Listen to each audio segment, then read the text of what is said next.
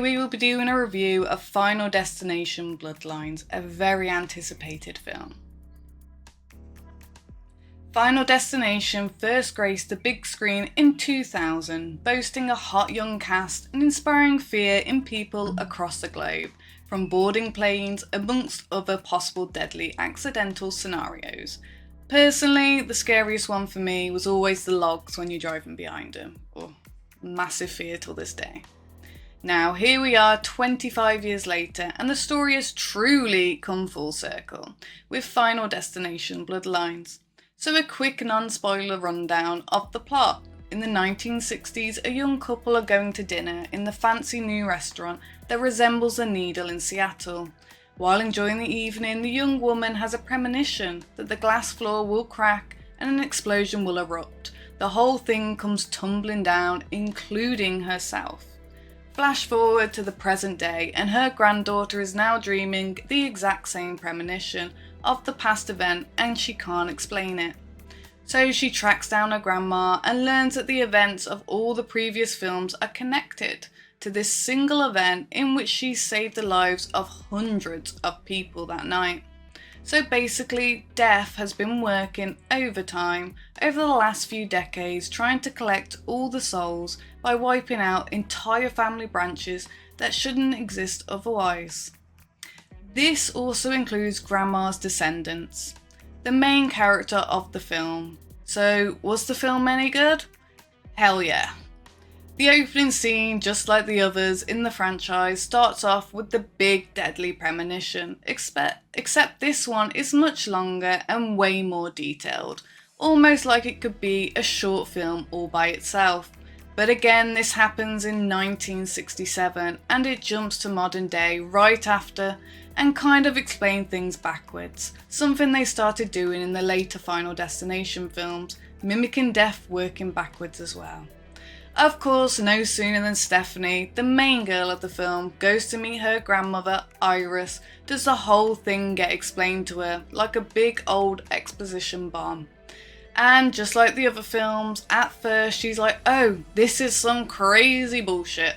But once the first bodies begin to drop around her, she starts to believe. Now, Iris has had 2 kids of her own, Howard and Darlene, each of which got married and had kids of their own. Harold has his 2 sons, Eric and Bobby, and there's a twist there, and then he also has a daughter called Julia. Darlene has just 2 kids, Stephanie and her younger brother Charlie.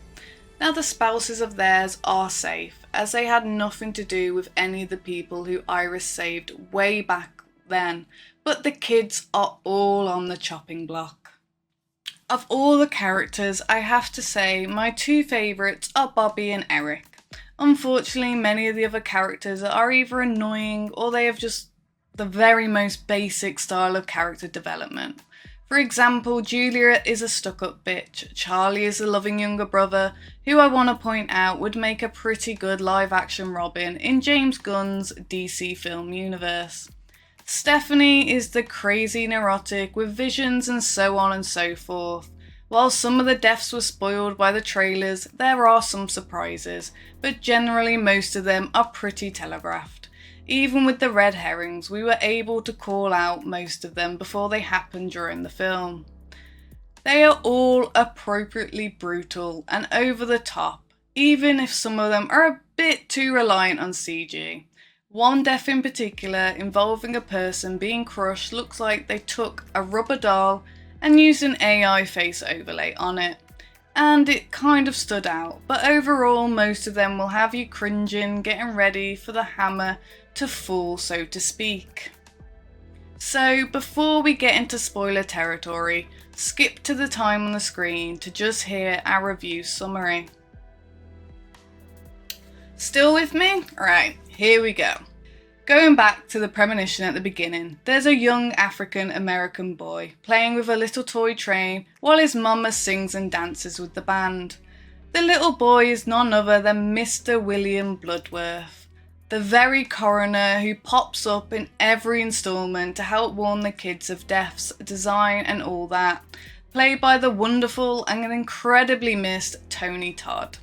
Since Iris saves him, the two stay in touch and figure out there are only two definite ways to defeat death: killing someone and taking their remaining years, or dying and coming back to life, both of which happened in a previous film, only one of them being successful. Yes, Kimberly Corman and Officer Thomas Burke are still alive, and when Kim died and was brought back to life, she permanently ended death's design on her and anyone who saved during the major freeway collision. So it's a canon now. Speaking of Final Destination 2, log trucks and logs in general make an abundant appearance through the film, including the ending when they come flying off the gondolas being pulled by a train as it derails into a suburb. Yep, crazy. Scary. There are also several callbacks throughout the film, including a gnarly elevator kill, Eric almost getting run over by a bus, Iris asking Stephanie to empty her pockets before visiting with her, and Stephanie's mom Darlene almost driving into a log truck. Those damn log trucks. In fact, there's an entire journal mapping out the deaths of all of the other families, and many of those pages have sketches of log trucks or falling logs. And then there's Iris's house, which of course has a giant sharpened logs protruding from the ground all over the place, like she was expecting some kind of army to invade her land. Last but not least, if you remember Final Destination 2 and how Kimberly technically died, it was because she drowned and was then later resurrected at the hospital. While in Bloodlines, Stephanie also kind of drowns, but it's a fake out, as her brother was able to pull her out in time and CPR the water right out of her, so she only lost consciousness, ultimately lulling them into a false sense of security that ends up getting them in big trouble at the end. The end credits trails several different news articles and reports about various other crazy accidents and deaths, alluding to many more potential Final Destination films, including one with a group of handicapped children dying on a short bus, a cruise ship going down, and a factory explosion, with so much more.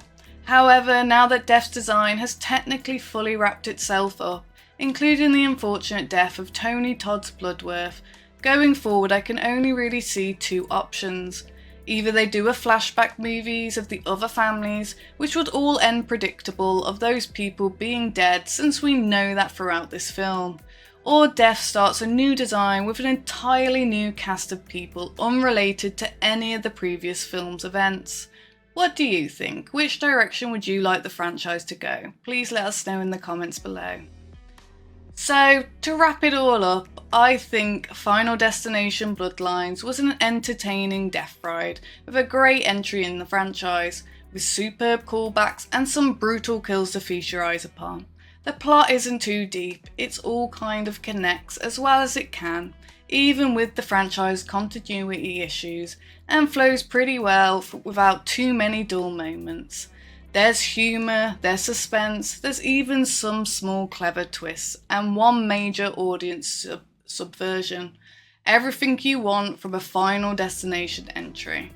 Definitely recommend it. I give the film an 8.5 out of 10. My only negative is that many of the film other characters didn't get a lot of development, and so there's nothing really to care about. They just become fodder. And that's the main character is a bit annoying, but not so much that she's completely unlikable. Make sure to head out to the theatres to check this one out, or head to Max to marathon the original 5 films. Thanks again. I have been your host Sarah. Like, share and subscribe. We will be doing a full in-depth breakdown of the film in another video, so if you would like to stay tuned for that, please do.